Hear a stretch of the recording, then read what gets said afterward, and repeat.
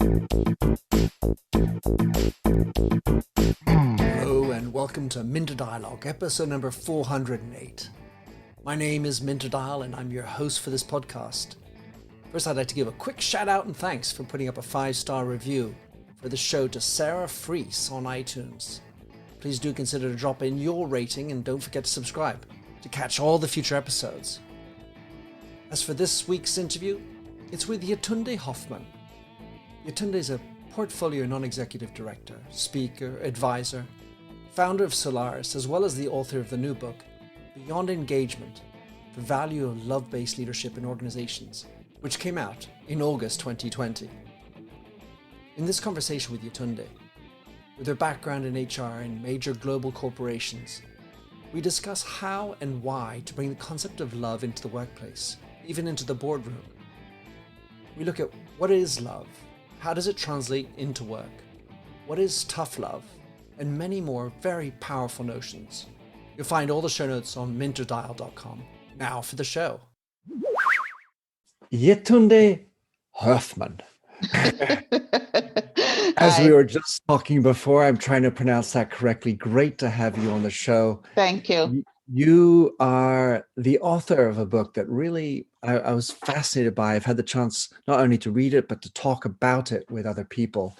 It's called Beyond Engagement, The Value of Love-Based Leadership in Organizations, which you published in the midst of all this fun and game. Yes, indeed. In your own words, how'd you like to describe yourself? Well, Minta, I just love nothing more than helping people and organizations get the very best out of all of who they are. And the reason why I say all, that means warts and all, your strengths, your weaknesses, everything. I believe that when we are operating at our very best, it's amazing what we can create. And it just gives me great pleasure. It inspires me to bring all my talent and hope and skills to helping individuals and organizations do that. Yeah, and that's how I describe myself. And your energy, Yetunde. So thank you. Your book really, for me, explores an area that is very untouched.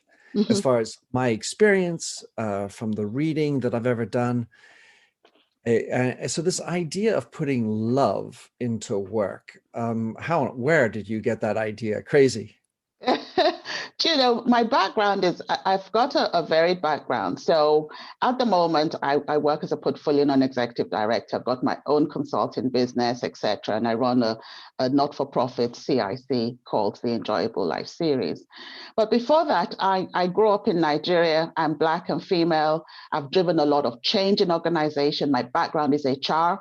I was the global head of HR of the commercial divisions of a FTSE 25 business, driving growth across 165 countries. I've led large-scale transformation, changed an operating model, led a program to change the operating model of a business from one that's manufacturing-led to one that's marketing. I've led redundancies, I've been head of people integration. So I've seen across different types of organizations, whether it's large-scale FMCG, the controversial business world, etc. I've seen so much change. I've been at the helm of recruitment decisions and I've come to appreciate that unless you are coming from a place of love, you can never fully achieve what it is you are trying to achieve. And love to me is that unconditional acceptance of all of who you are, what's and all. Because when you're in that place, you create an environment for another person to be fully accepting of all of who they are. So it's loving yourself and loving other people. That's what I mean. And if you don't have that, then every time you're dealing with people, it's about the short term. It's about the commercial result at the end of the day. So this is why I believe that love actually is the only way that organizations can make a difference, a real difference in society and for their people. You mentioned in your book 3 reasons why love is difficult to have live, if you will, in business. One of them, culture. The second, DNA. And the third, as I understood it anyway, It's not professional. Yeah. I want to say a fourth one because Okay. I'm going to challenge this. And it basically is pointing the finger at me. Presence of men. You know, Minta, in fact, in the world of diversity and inclusion today, or inclusion and diversity as I see it, or equality, inclusion and diversity as I see it, the big bad wolf in many contexts is the white male. Actually, quite different to that in my personal experience. A lot of the breaks I've had in the corporate world, in my very successful career to date, have been handed by the white male. One. Secondly, in interviewing my book, I actually experienced a willingness to explore what love really meant much more from the white male than from any other type of person, from the woman, whether white or black. That's the second thing. So I'm not sure. I'm not saying that I can understand why, because when you look at the Me Too movement, when you look at sexual harassment cases, the purveyors have been men. But what I'm trying to say here is that we shouldn't put all men in one box or all white male in one box. That's wrong.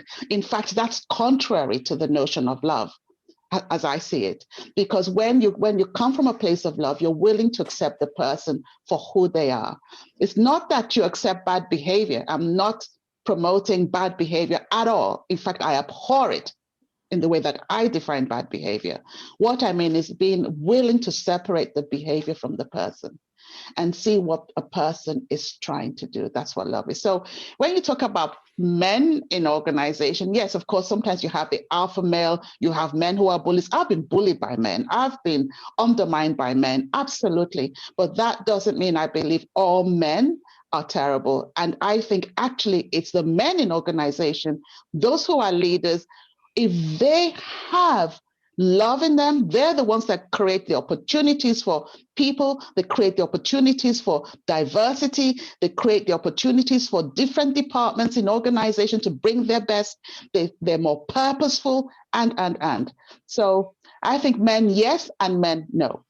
I love that answer. Of course, I should say somehow, but I've always, when I went to university in America, I studied as my minor women's studies, and so I've in this What was your vein major, Minta? What was your major? trilingual literature, Okay. and so I had a couple of courses that actually corresponded to both, and one of them is basically the idea of looking at different languages through the eyes of women. Or like, what would a woman's take on this story be? What is a female narrative, and all this kind of stuff. It was really quite, I enjoyed it anyway, but it exposed my mind to the different ways that we are.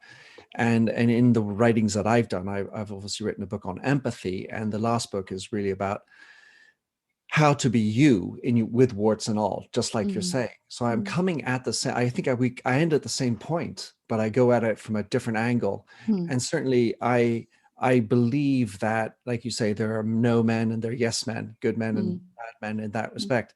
And the fact is that, unfortunately, we still live in a world that's dominated by men in the corporate positions with power. So it has to be with them, because without them is not probably a good place. But yet do I believe, in my experience, this notion of love is got to be aligned or associated with this notion of emotions.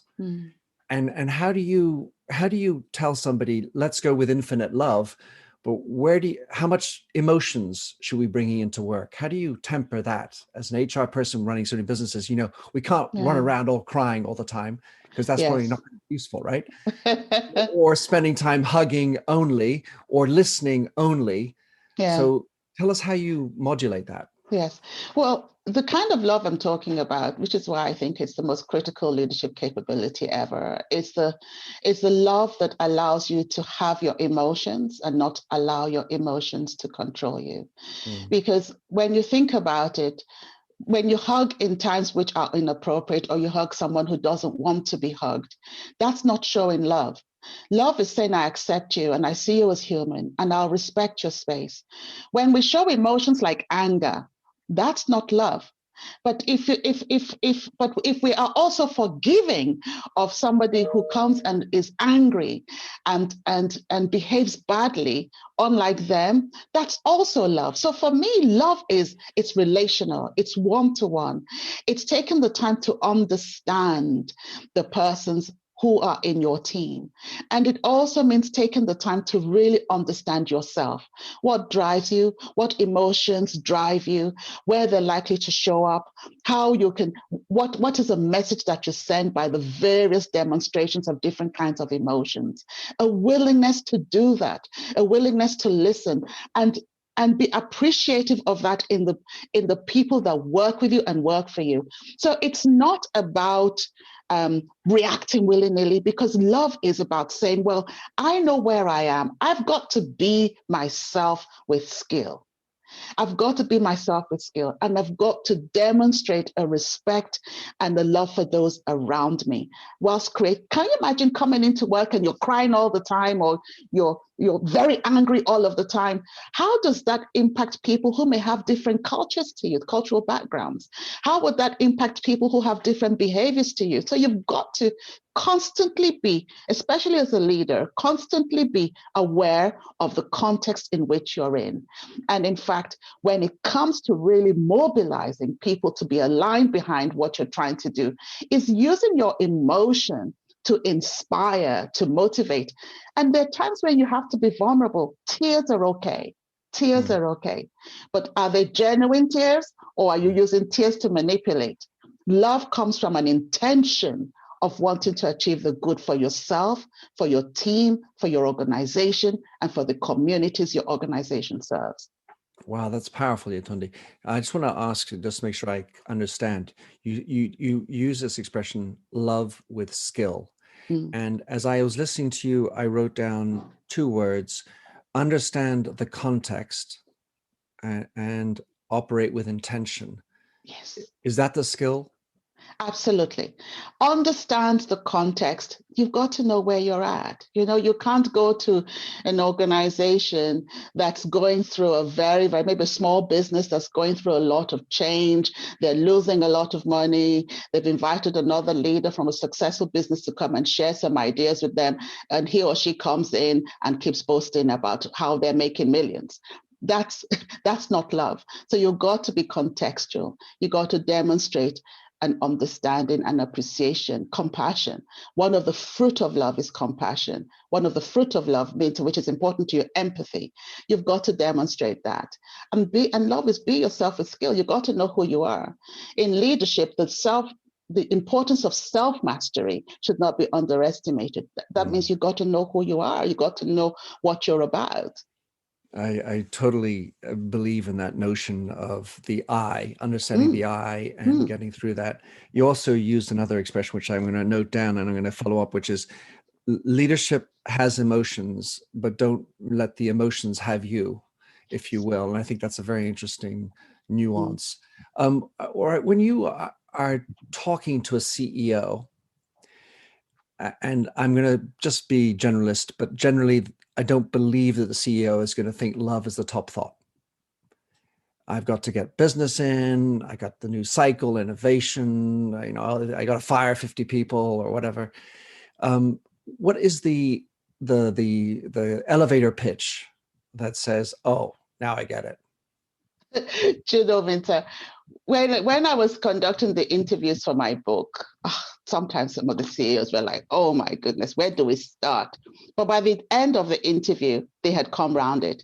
When they started to think about it, the biggest problems that keep a CEO awake, when you go down it starts with a human being. Their biggest success ends with a human being. It's always about people. And the challenges they face, of course, is because of the demands by the city. They've got to get the reports out, they've got to get forecasts out, etc., deal with investors, stakeholders. So one of the barriers, of course, that they've got to address is time, one. Secondly, quite a few people, CEOs included, I'm speaking generally now, are not the highest in the area of self-awareness. and how they come across. So there's something about that. And that's because a lot of CEOs, sadly, have yes sayers around them. And just people just want to climb up the career ladder and just say anything to please them. So they don't have any truth sayers. They don't have that Shakespearean fool in the cabinet to say, look in the mirror. Let me tell you the truth. So you have those barriers. But then you have the gem CEO who gets it and appreciates that actually, if I'm looking to really improve on productivity, when are people at the most productive? When they feel great about themselves. When do people feel great about themselves? When they feel like they belong, when they feel valued, really valued, then they're doing that. Then multiply that. So the very results I'm trying to create, actually, if I took some time to coach a bit more, to listen a little bit more, to pay attention a little bit more, maybe I would get it. So they're starting to come round, yes. So this notion of time is critical. I love the idea of the full staff. Everyone needs their full staff in their team. It brings up another topic which I think is fundamental to the notion of love, is this concept of tough love, which you can bring through the comic strain if it's such an ego that you can't say anything to him because he's so imbued with himself and not aware, of course, as you were saying, about himself. Yeah. But tell me about the position, the notion of tough love. How do you articulate tough love in a corporate environment? Yeah, tough love in a corporate environment is being honest. I've sat around tables where I've had leaders say things like, "Oh, don't give him that news yet because I just need him to pay attention to this at the moment." I've sat around the table where a leadership team flew in from Eastern Europe. They came to present their business case to have a bigger budget because they wanted to take a product to market in Moscow.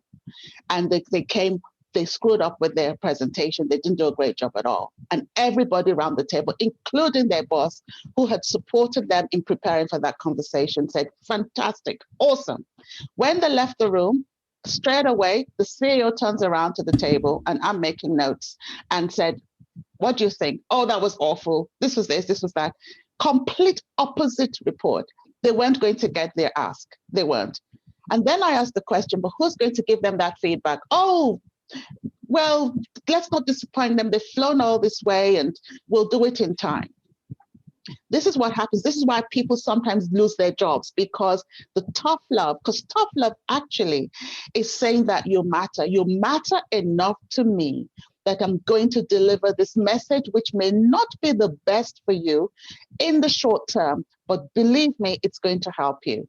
You may not like it because nobody likes being criticized in that moment. But if it's done with the right intention, if it's done from a place of love, as in I care about you, I care about the family you support, I care about the people you represent, I care about the team in which you work, I'm going to spend the time to give you this bad news. I'm going to spend the time to help you about it, whatever that bad news, but because I know right for you. Now that's love. It might be tough, but that's real honest love, and we all could do with a lot more of it.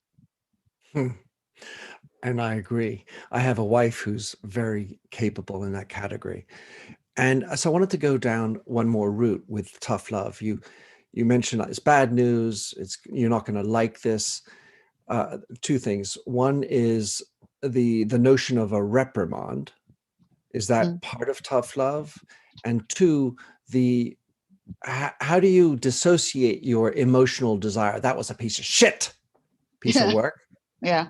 To how you deliver the criticism, the tough love, because, if I tell you, Yetunde, that was a piece of shit. This is better for you to know. I want you to know this, tough love, honesty, but that was shitty.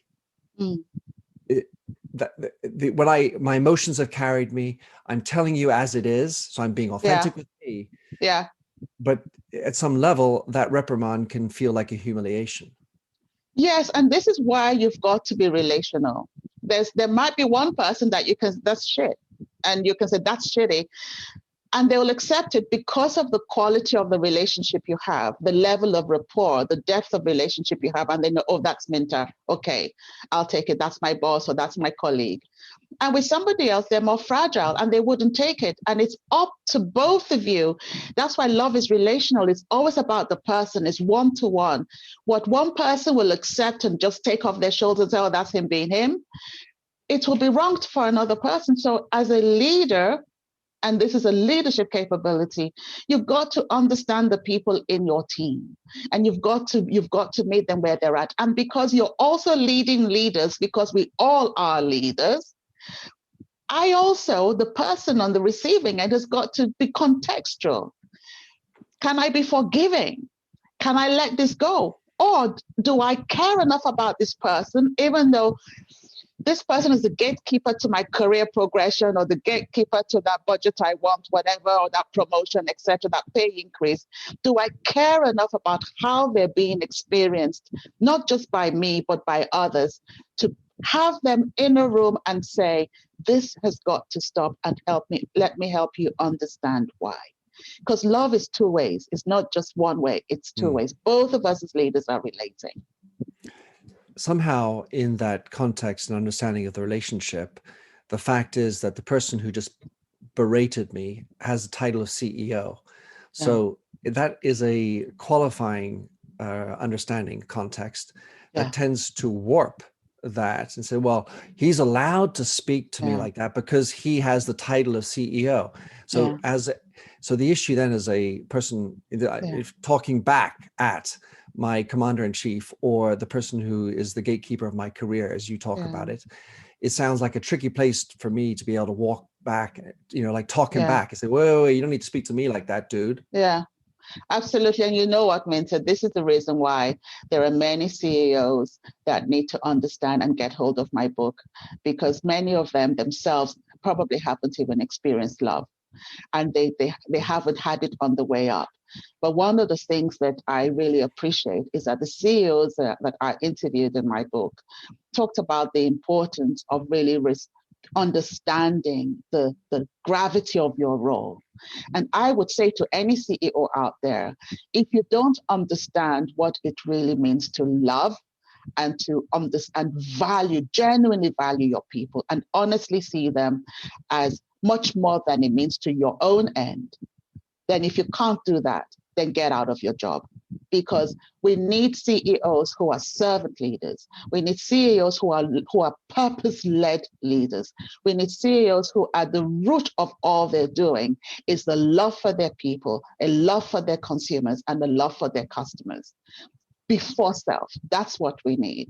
So sadly, we have some CEOs who behave the way that you said, Minta. But in my book is a wonderful CEO of an organization called Headbox that even one of the things he did, understanding the how important his role is and the message. When a CEO whispers, it's like a foghorn blowing right through the organization. He changed one of his behaviors for his business at the center to show love. Show love. Now, if a CEO can do that, that's amazing. And we just need to have more and more CEOs of different types of organizations start to come to the party on this, because it really goes beyond engagement. This is beyond an engagement survey and let's all be happy. No, this is about saying we matter, the people matter, society matters, community matters, climate matters, sustainability matters. Let's make a difference. Otherwise, we wouldn't even have COVID today. I think if somebody somewhere really mattered, Minta, if they thought something really, people mattered, maybe, just maybe, COVID would have been prevented. Maybe, we can all hope, can't we? This is true. And when you're the title of your book, Beyond Engagement, it's fascinating because obviously we can read all the surveys that say that 70% of employees, more or less, describe themselves as disengaged at work, and yet leaders continue to pontificate and run on about and haven't opened this door. My angle has been through empathy. That's sort of the biggest angle that I continue to roll in on, without going all the way to love. but I love the way your book has so many different interviewees talking from positions of power, from positions of operation. And so it's not like just, academics talking about it. This is operational people like you have in your experience. Last question for you, really, is as an author, having written this book and launched it in the pandemic, I wrote a book about empathy, and the challenge then for me was to stand up or act in the way that I was writing. And so there are times when I find myself not being fully empathic and I get called out. So you've written a book about love, Yetunde. How has that shaped or changed or impacted your own version of you within your circle? Because all your friends presumably and colleagues from wherever you studied saying, "Oh, Yetunde, you are the element of love." Was that always lovely? Are you always loving? I try to be loving, Minta. I try. And, the beautiful thing about human beings is that they can be some of the most unlovable people in the entire world. That's who we are, isn't it? But what I try to do, for example, is in organization, when I'm invited to talk about the inclusion, equality, and so on, or diversity and equality, I always bring it back to inclusion, because inclusion for me cannot be possible without love. And so I try myself to be inclusive and accepting of people, of who they are, people that will have completely different perspectives to me. We can agree to disagree, and let's examine this together. When I upset or offend someone at home, even with my family, because my passion can sometimes explode with anger, and I go, but I'm quick to apologize, much faster to apologize, and apologize genuinely in a way that has the persons I've offended accept me much faster.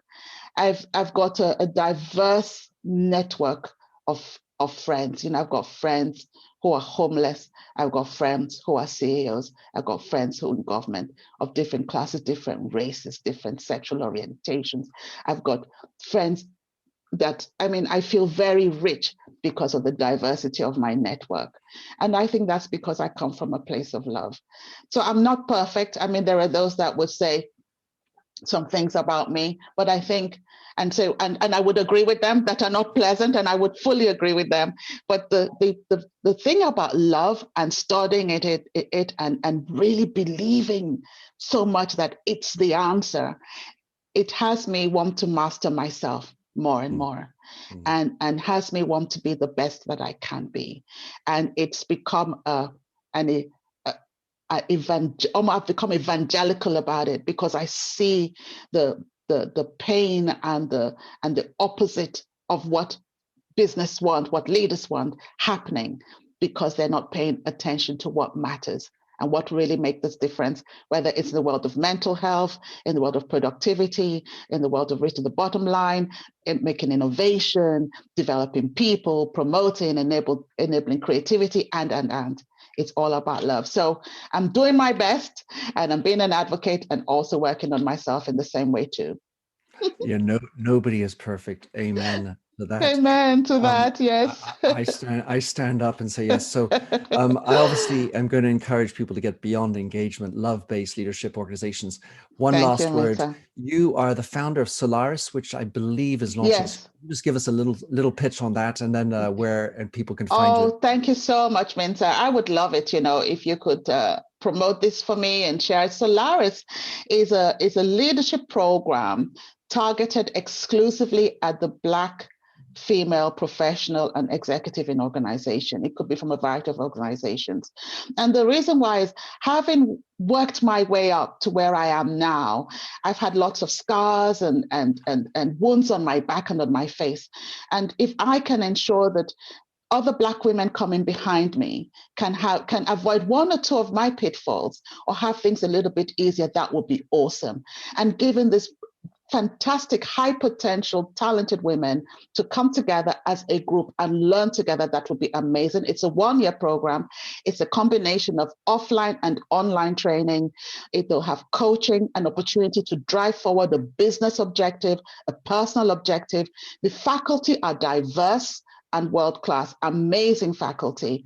So if you want to find out about it, www.solarisleadership.com, or drop me a line at yetundehofmann.com. And I would love to talk to you about it, to your listeners about it. And it's launching in April. And there's only 30 places. It's an exciting program. Thank you. Yes. You are most welcome. I know some people I will certainly be sending this to. Thank you, Minta. All right, my pleasure. And to follow you, get your book, what are the best ways to... Yes, my book is on Amazon. It's on Amazon. It's in Blackwell's, it's in Waterstones and other leading bookstores. It can also be downloaded. People can write to me directly as well at yetundehofmann.com. I can send them a book. They can, if they want to follow me, I'm on Twitter at Yetunde, Yetundeh. And I'm also, of course, on LinkedIn. So I'd welcome connections as well on LinkedIn. And we can carry on the dialogue. Yeah. Absolutely. I love the fact that you have the H at the act. Yetunde?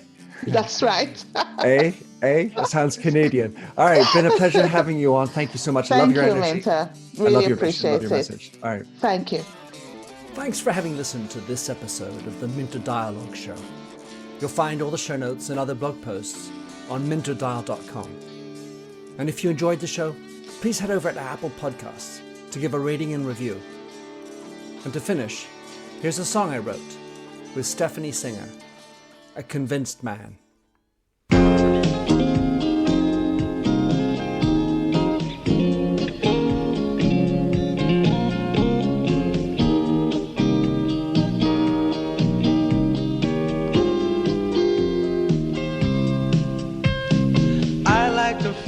A stranger tucked around me, precipitating the danger. To feel free, trust is the reason. Still I won't toe the line. I sit here passively, hope for your respect, anticipating the thrill of your intellect. Maybe I tell myself there's no use in me lying. I'm a convinced man, building an urge. I'm a convinced man, to live and die submerged. A convinced man, in the arms of a woman. I'm a convinced man, challenge my fate. I'm a convinced man, competition's innate. A convinced man, in the arms of a woman. Despise revenges and struggle with deceit. Live for the challenge so life's not incomplete. What's wrong with challenge? I know soon we all die. I like the feel of a stranger tucked around me, precipitating the danger. To feel free, trust in my reason, and let me show you why. I'm a convinced man, practicing my lines. I'm a convinced man, here in these confines. A convinced man, in the arms of a woman. I'm a convinced man, put to the test. I'm a convinced man, I'm ready for an arrest. I'm a convinced man, in the arms of a woman.